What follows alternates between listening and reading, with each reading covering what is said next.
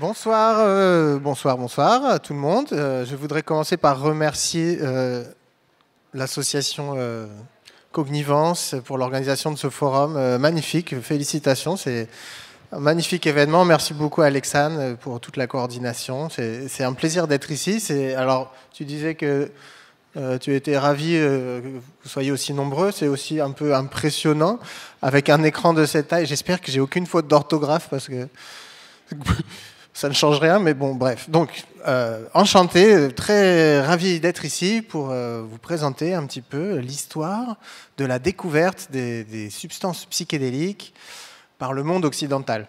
Parce que ces substances, évidemment, elles sont connues par d'autres peuples, mais ce n'est pas vraiment cet aspect-là que je voudrais présenter aujourd'hui, d'autant plus que personnellement, je travaille en particulier sur les archives d'un mycologue français qui s'appelait le professeur Roger Heim, que vous voyez ici. Et voilà, donc psychédélique, qu'est-ce qu'on entend par là? Peut-être que ça peut être une bonne chose de commencer par préciser que par psychédélique, j'entendrais les hallucinogènes sérotoninergiques. Donc psychédélique, des plantes, des molécules qu'on trouve dans le monde vivant, comme par exemple la diméthyltryptamine qu'on trouve... Oups, pardon, je me suis déjà trompé de bouton. Dans le breuvage amazonien ayahuasca, je me déplace pour mieux viser, dans les champignons à psilocybine, qu'on a quand je dis disons les peuples occidentaux découverts en Amérique, en Mésoamérique, au Mexique, qui sont actuellement en vente libre aux Pays-Bas, donc c'est aussi un produit européen quelque part. Dans des liserons ornementaux qu'on voit fleurir dans les parcs et jardins en l'automne, la famille des hippomées, qui contient une substance assez proche du LSD dans les graines, dans les sécrétions d'une espèce de crapaud du sud de l'Amérique du Nord, et dans différentes espèces de cactus, en particulier le cactus peyote, le plus connu, et qui pousse au sud des États-Unis, au nord du Mexique, et dans le cactus San Pedro, qui est un cactus andin. Donc toutes ces plantes, enfin tous ces produits ont en commun de provoquer une expérience psychologique, psychique assez relativement analogue, et elles ont en commun de se fixer sur un certain type de récepteur de la sérotonine qu'on appelle le récepteur 2A. Le mot psychédélique, on le doit à un psychiatre britannique qui s'appelait Humphrey Osmond, à la suite d'un échange de poésie. Enfin, il correspondait énormément avec Aldous Huxley, et c'est dans le cadre de leur correspondance qu'est né le terme psychédélique. Alors, je ne sais pas si tout le monde est familier avec l'anecdote, mais si ce n'est pas le cas, je trouve que ça vaut le coup de la raconter. C'est la mythologie psychédélique, en fait. Monsieur Osmond était donc un médecin anglais, et pendant la Seconde Guerre mondiale, il était mobilisé en tant que médecin militaire dans la marine. Et en tant que médecin, il a eu beaucoup plus à traiter des crises d'angoisse que de la traumatologie. Parce que vous imaginez, il était sur un contre-torpilleur de la marine britannique dans l'océan Atlantique, et il y avait les sous-marins allemands qui coulaient les bateaux. Donc les problèmes qu'elle a dû traiter, c'était beaucoup de crises d'angoisse.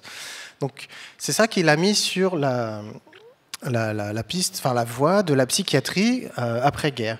Et c'est un moment où on a commencé à s'intéresser au cerveau humain, en tout cas à son fonctionnement du point de vue de la chimie. Parce qu'évidemment, la façon dont on réfléchit au fonctionnement du cerveau humain, ça dépend aussi du contexte scientifique dans lequel on se trouve. On a d'abord réfléchi au cerveau comme une machine électrique, avec la découverte des potentiels d'action, les expériences sur les axones géants de Kalmar. Mais bon, à la moitié du XXe siècle, c'est un moment où on s'est dit, tiens, le cerveau, c'est aussi une machine chimique. Donc on cherche les causes biochimiques des maladies mentales. Et ça l'intéressait beaucoup. Et à ce titre, des substances qui modifiaient profondément le fonctionnement du cerveau avec des effets impressionnants. Enfin, je parle en particulier des hallucinogènes comme la mescaline du cactus San Pedro, par exemple. C'était une substance intéressante qui était perçue comme permettant de provoquer artificiellement des psychoses et voilà, de faire des recherches sur excusez-moi, les origines biochimiques des maladies mentales. Donc il a fait des expériences sur des volontaires sains, sur des malades, sur lui-même. À l'époque, il y avait une tendance à l'auto-expérimentation qui était tout à fait ouverte et discutée en équipe. Et c'était arrivé jusqu'aux oreilles de Aldous Huxley, l'auteur du Meilleur des mondes, et il a demandé à être initié à la mescaline. Et on trouve dans la correspondance entre Humphrey Osmond et ses collègues son angoisse que ce psychiatre donc britannique, qui travaillait au Canada, j'ai oublié de le préciser, entre dans l'histoire de la littérature comme celui qui aurait rendu fou le célèbre auteur du Meilleur des mondes. Mais ça ne s'est pas produit. Donc il l'a invité à Los Angeles, et Humphrey Osmond a initié à la mescaline Aldous Huxley.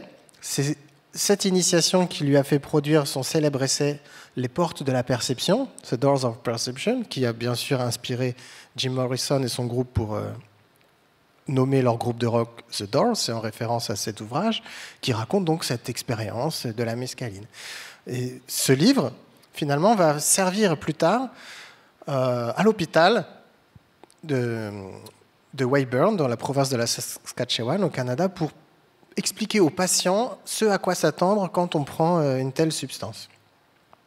Et je vous passe les détails, j'en dirai un petit peu plus tout à l'heure, mais cette façon de concevoir l'expérience comme une sorte de folie temporaire, de psychose temporaire, ça ne leur convenait pas du tout dans leur compréhension de ce que ça faisait. Eux qui avaient expérimenté et réexpérimenté et qui donc pouvaient discuter en connaisseurs de ce que ça fait que de prendre de la mescaline. Et un jour, Aldous Huxley envoie un petit poème à Humphrey Osmond, et par chance, il se traduit assez bien en français, les rimes sont gardées. Il dit « Pour rendre ce monde terre-à-terre sublime, prenez 500 mg de phanérotime ». Donc, il invente le mot phanérotime. Phanéro, en grec, c'est ce qui est visible, ce qu'on montre, et thumos, donc l'esprit, ou l'humeur. Donc, il rend l'esprit visible. Mais ça ne sonnait pas très bien aux oreilles d'Humphrey Osmond, qui a proposé en retour un autre petit poème qui dit « Pour s'élever dans les airs angéliques » ou... Attendez, que je m'en rappelle bien. Donc, pour sonder les enfers ou s'élever angélique, prenez une pincée de psychédélique. Donc il a pris le mot phanérotime. Pour la partie montrée, au lieu de mettre phanéro, il a pris délos, déloun, rendre manifeste, et il a remplacé thumos par psyché, l'âme. Donc il a inventé le mot psychédélique qui rend l'âme manifeste. Alors l'âme, je ne sais pas si c'est un concept très médical ou scientifique, mais voilà, ils ont considéré que c'était un nom intéressant pour qualifier ce genre d'expérience. Il a été rendu public dans la communauté scientifique à l'Académie des sciences de New York en 1956, à un moment où Humphrey Osmond a dit bah voilà, il y a tout un tas de substances psychotropes qui sont très intéressantes pour la médecine, et finalement c'était ses recherches sur la mescaline et le LSD qui avaient motivé cette allocution, mais par psychédélique, il entendait en fait beaucoup plus de substances que ça qui n'ont rien à voir du point de vue psychopharmacologique. Donc en fait, il y a une sorte d'indétermination terminologique sur ce mot psychédélique. Aujourd'hui, on considère que psychédélique classique, c'est les agonistes des récepteurs de A. Mais pour Osmond, c'était peut-être un peu plus que ça. Et pour d'autres, c'est encore plus que ça. Il y a par exemple une firme pharmaceutique à but non lucratif, ce qui, entre parenthèses, n'est pas banal, qui s'appelle MAPS, Multidisciplinary Association for Psychedelic Studies. Ce sont eux qui, depuis 1985, cherchent à montrer que la MDMA, donc un autre produit psychotrope, c'est intéressant en thérapie. Et ils le considèrent comme un psychédélique. Donc il y a une sorte de flou général. Donc je voulais commencer ma présentation de cette façon, peut-être resserrer le sens psychédélique. Qu'est-ce que, en tout cas, moi j'entends, c'est les hallucinogènes sérotoninergiques. Voilà. Donc si vous aimez les molécules, voilà à quoi elles ressemblent. Si vous voulez imaginer ce que ça peut faire d'en prendre, voici ce que un artiste qui s'appelle Alex Gray figure sur ce que ça lui fait sur lui. Et puis sur mes histoires de récepteurs, peut-être je me ferai corriger par les spécialistes de neurosciences et de psychiatrie qui parleront après moi, parce qu'apparemment la 5-MeO-DMT elle a plus d'affinité pour les récepteurs 1A. Mais moi qui suis historien et philosophe, je vais vite changer de slide pour ne plus avoir à expliquer ce genre de choses. Alors, les psychédéliques ont été découverts par le monde occidental dès la découverte des Amériques. c'est remarquable que ce soit sur le continent américain que les usages humains de psychédéliques soient aussi diversifiés et nombreux. Et dès qu'on a découvert les Amériques, donc voilà, les Occidentaux, pardon, on a découvert des peuples qui utilisaient des poudres à priser. Donc chez le peuple Taino, qui appartient aux Arawaks, qui en fait peuplait les Antilles actuelles. Donc ce peuple, il ne reste plus grand-chose. Hein. Il y a eu certainement des métissages, mais il a disparu il y a bien longtemps. En tout cas, on a dans nos musées, et partout, des sortes de petites sculptures qui représentent des déités, qui s'appellent des émis, qui est l'objet cultuel le plus important de la culture Taino, Arawak, et qui sont en fait des plateaux à priser des poudres obtenues en pilant les fruits de cet arbre.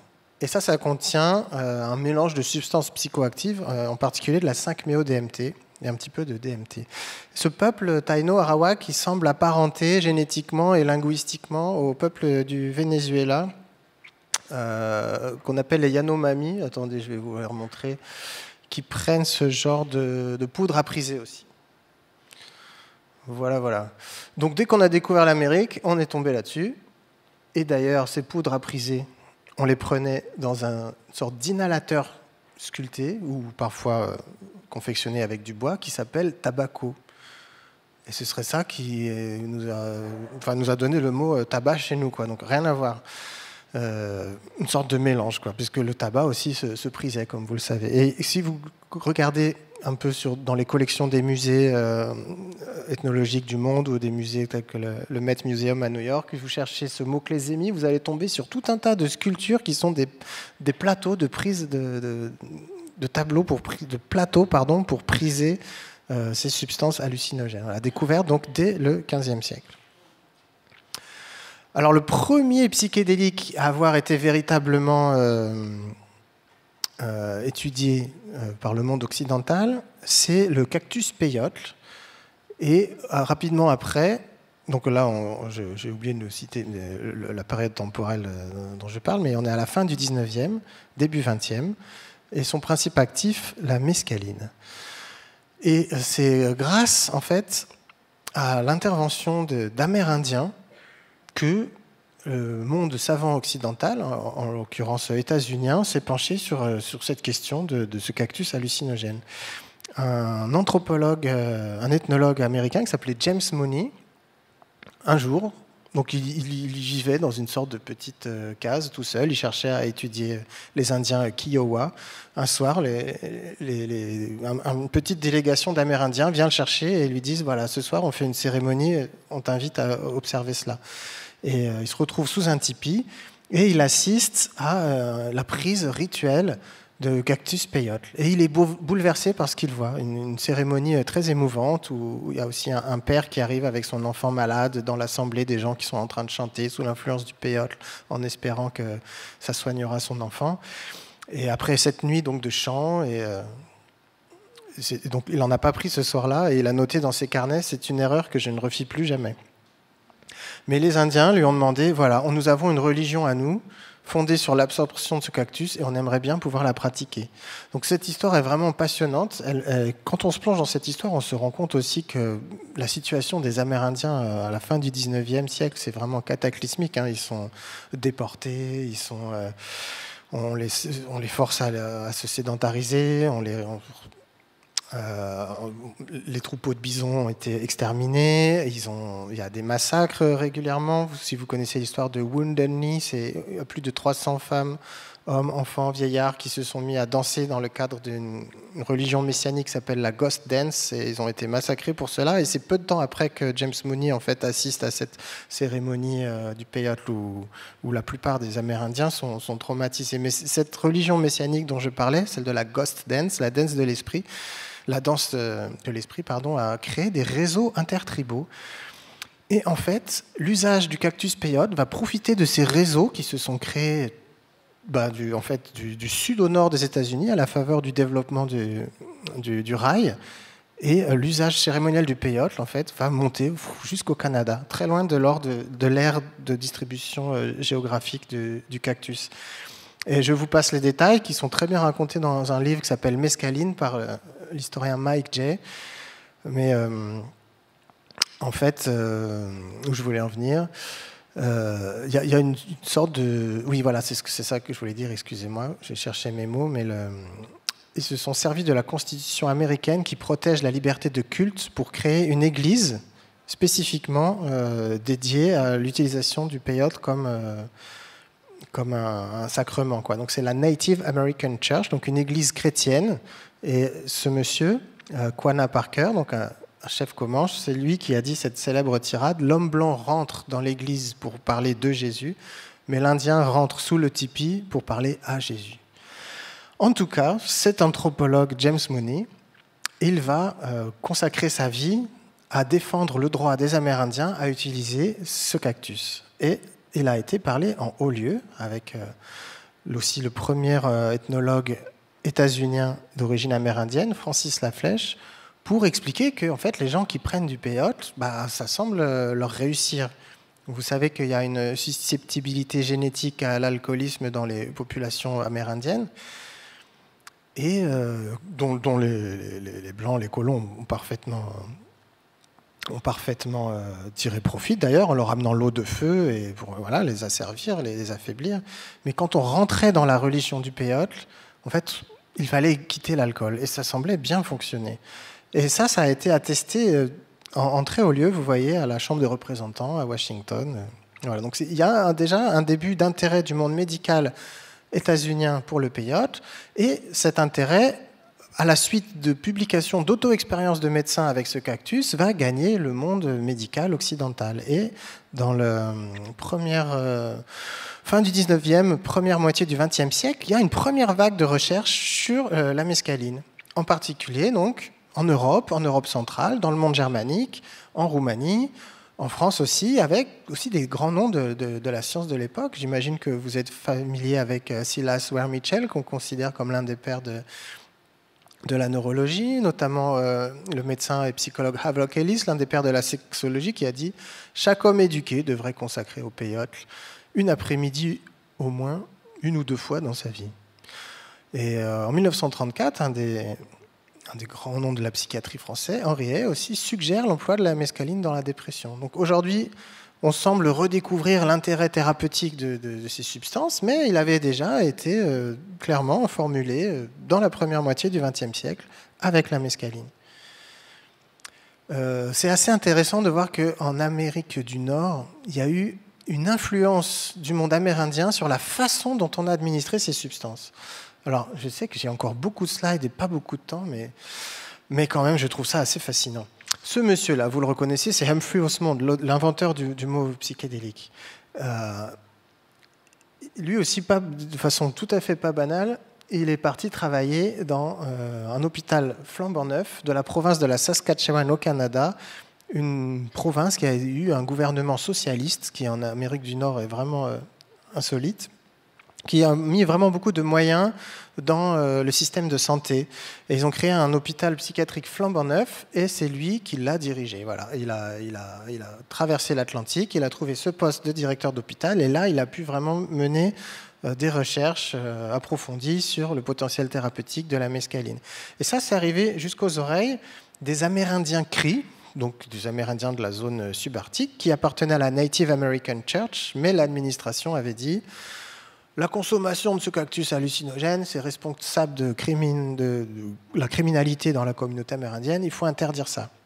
Donc les responsables de cette église amérindienne locale, les responsables locaux de cette église amérindienne ont invité Humphrey Osmond et ses collègues à assister à une cérémonie de rituel d'ingestion de peyote. Et donc, ils ont été prendre du peyote avec eux, et ça a changé leur manière d'utiliser la mescaline. Parce que que faisaient-ils jusqu'à présent? Ils cherchaient à soigner des alcooliques en leur provoquant des déliriums très minces artificiels. Parce qu'apparemment, chez des personnes alcooliques, quand elles arrivent vraiment à un degré de gravité de leurs problèmes, elles rencontrent le délirium très mince, et ils sont tellement effrayés par ce qu'ils ont vécu qu'ils arrêtent de boire. Voilà, c'est documenté en médecine. Il y a des gens qui ont un délirium très mince et ils arrêtent de boire suite à ça. Donc il s'est dit, on peut peut-être leur faire un délirium tremens artificiel et voir si... Donc on reste dans ce paradigme psychotomimétique, c'est-à-dire on génère momentanément la folie avec une molécule et puis on voit ce que ça donne.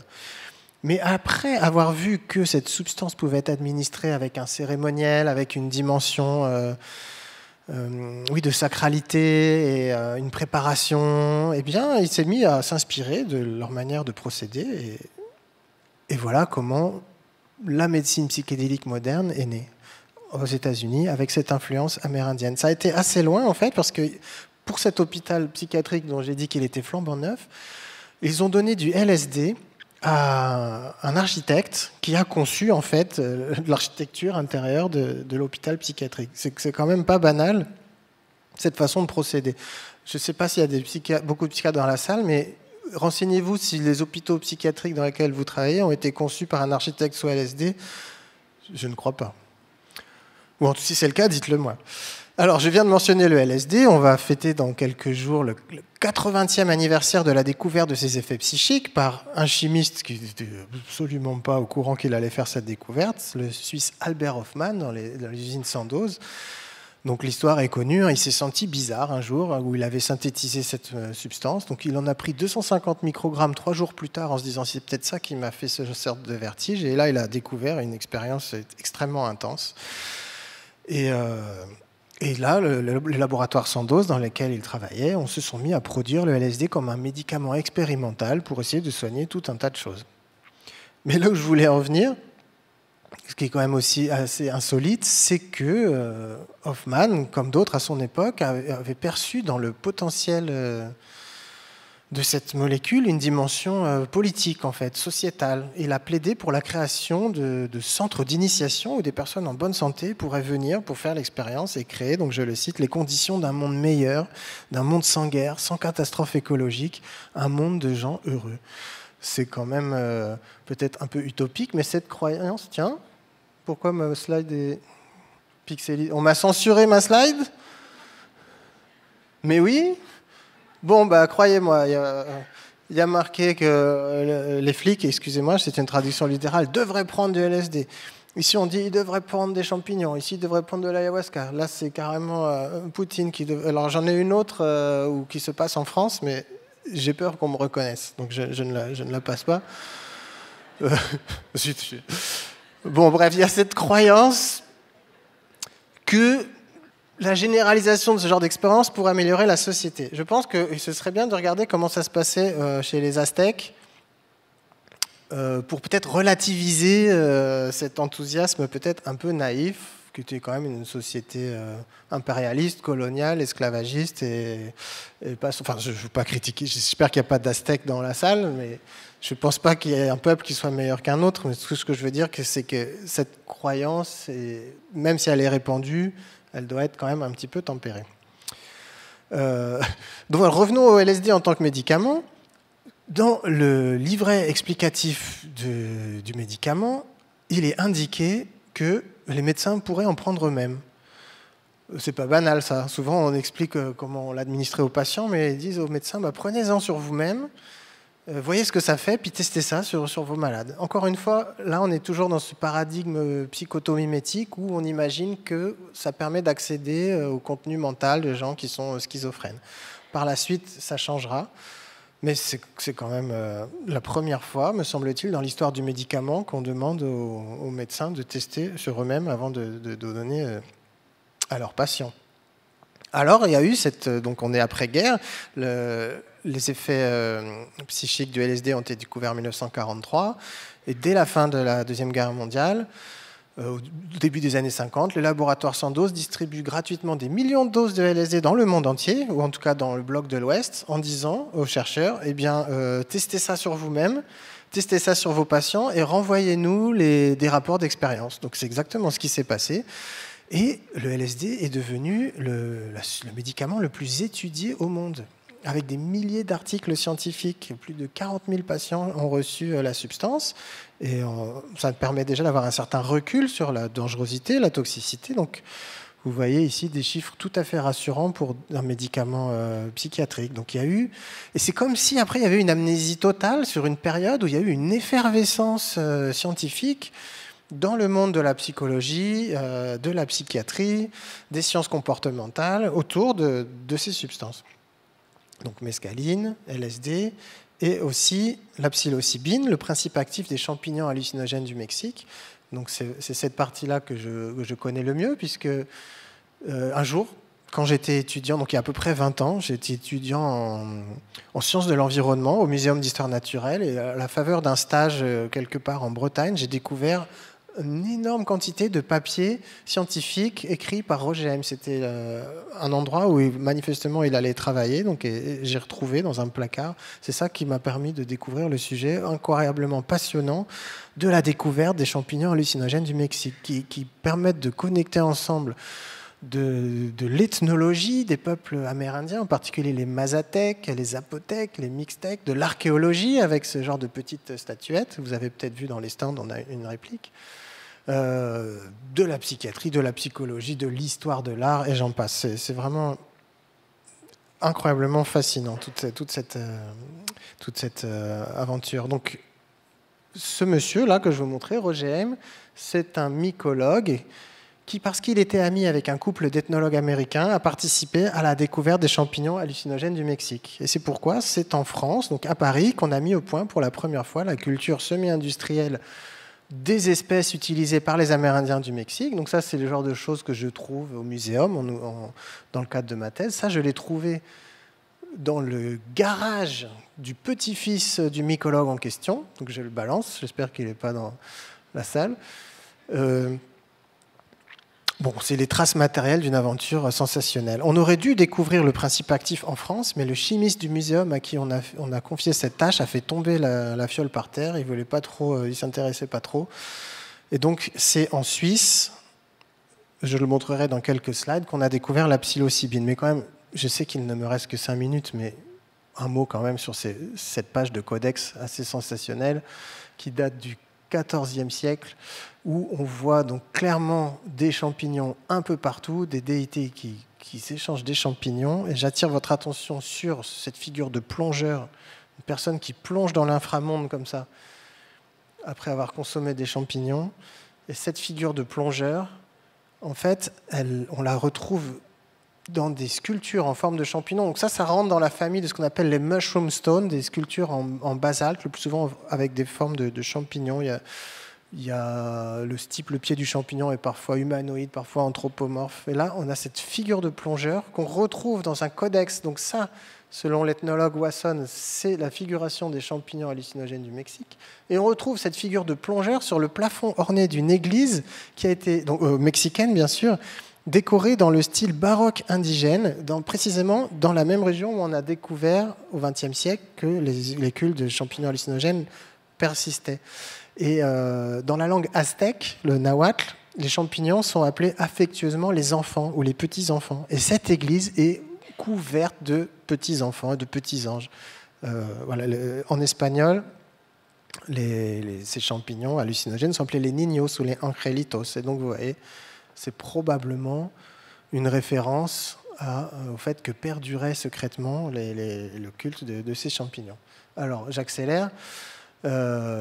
Un moment d'ébullition intellectuelle formidable avec des ethnologues, des psychologues, des psychiatres qui vont s'intéresser aux pratiques divinatoires, enfin aux pratiques, disons, traditionnelles d'ingestion de ces champignons au Mexique, ici avec une célèbre curandera, guérisseuse, mais qui est en fait plus exactement une devineresse, parce que l'usage de ces champignons, c'est moins pour soigner les gens que pour savoir s'ils vont vivre ou s'ils vont mourir ou pourquoi ils sont tombés malades, donc, ou alors prendre des nouvelles de gens qui ont voyagé, un usage divinatoire. Donc les logiques sont tout à fait différentes. Voilà encore les traces matérielles que j'exploite dans le cadre de ma thèse avec ce que j'ai trouvé dans le garage. Là, j'ouvre des boîtes remplies de champignons collectés dans les années 50. Roger M., le mycologue, l'ethnologue Gordon Wasson, l'ethnologue français Guy Stresser-Péan et la guérisseuse mazatèque Maria Sabina. Donc je passe un moment où c'est devenu très important au Muséum d'histoire naturelle, la découverte des champignons hallucinogènes du Mexique. Et j'ai aussi trouvé les comptes rendus des auto-expériences faits par notre mycologue. Et rapidement, en fait, comment dire, sa carrière change, en fait.